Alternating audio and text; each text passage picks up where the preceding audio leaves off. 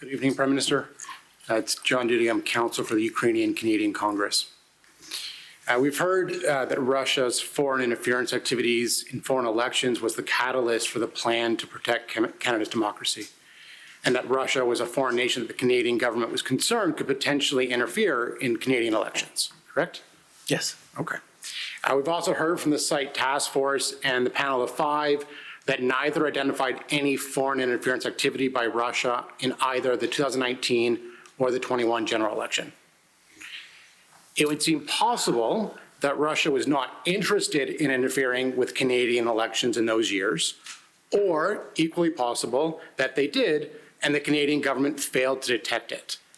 Would you agree that it's possible that Russia interfered in one or both the elections and the Canadian government simply failed to notice it? I would highlight that, of course, it is always possible that the entire body of our national security intelligence agencies, our very sophisticated cyber and security communications establishment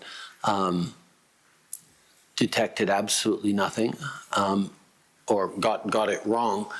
But I would also suggest that undermining Canadians' confidence in their elections being free and fair is probably something that Russia would love to see in Canada. So I would be very wary about saying that, oh, you know, despite the fact you didn't find any evidence of it, it still might have happened. I think we have seen the extent to which Russia is engaged in misinformation, disinformation, and actions of sowing chaos and destabilizing democracies around the world, including attempts at cyber attacks and successful cyber attacks in Canada. But I think one of the big differences between Russia and a number of other hostile or challenging state actors is the significant lack of a critical mass of either Russian diaspora or Russian speakers in Canada, as you contrast with the situation in Ukraine or in Latvia or elsewhere where there is an easier threshold for them to interfere in democratic processes. You spoke about the need for Canadians to be confident that the government is doing what it can to keep Canadians safe. How confident are you in the site task force and the panel of 5's conclusion that Russia did not interfere with either election?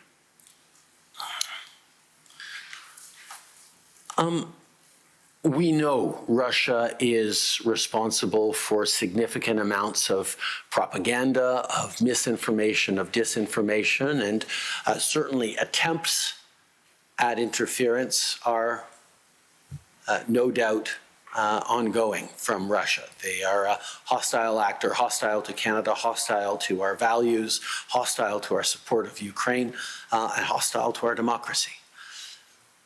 But to reach a threshold at which there is a belief that Russia posed a threat to the integrity of our elections, to the outcome of our elections, is certainly not something that either the site or the panel determined.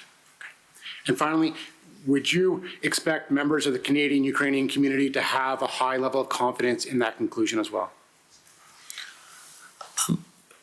Yes, I think the Canadian-Ukrainian community, like all Canadians, can have a high degree of confidence in the conclusions by all of our national security experts and top public servants that the elections in 2019 and 2021 are free and fair.